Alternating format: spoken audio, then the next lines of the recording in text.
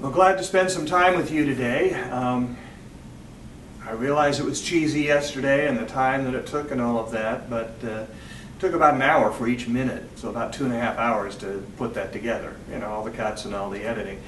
It really helps me to appreciate what it takes in Hollywood for them to make movies, even if I don't necessarily appreciate all the movies that get made.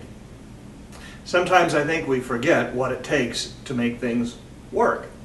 And it's not just the person that you see out front, but all of the people in the background that do all of the different things. And that's no less true for church and how we do things, and that it takes everybody doing their part.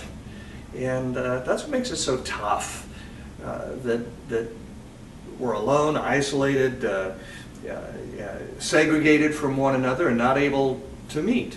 But that's going to change. And for some, it will be easier than for others. Some will be able to do it sooner, others later, and well, each as the Lord leads.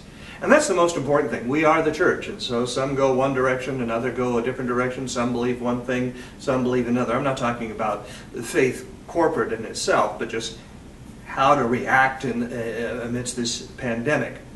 Or as I learned today, I spent 2 hours in a Zoom meeting with the Board of Regents for the North American Lutheran Seminary this morning, that this is not the time of the pandemic, this is the time of Zoom meetings.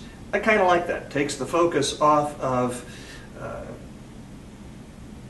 what we're being driven and putting it on, well, we're resilient people who do things in a different way. So, that's why I'm talking to you here today in this message. Not as fancy as yesterday, but don't worry, the old noggin, a little slower than it used to be, but there are still some things that can be said and done. So we're working on it. That's all I'm going to say for now, for upcoming messages and events.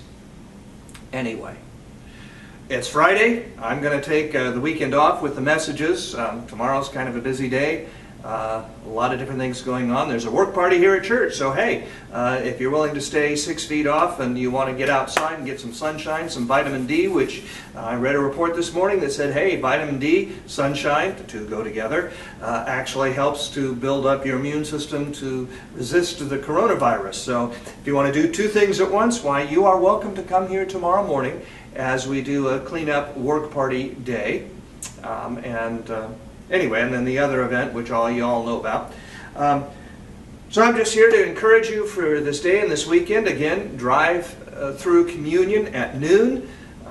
We've had 20, 25 folk that have come each week for that, so it's well worth doing, and glad for those who do. Again, gloved, masked, we keep things safe, and even the preparation all done in a sterile environment.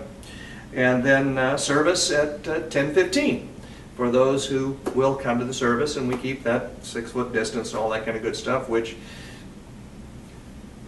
you've been at it for 6 weeks. You know how to do all of those things. I don't need to tell you how to do it, just to remind you. So today is the day the Lord has made. He loves you.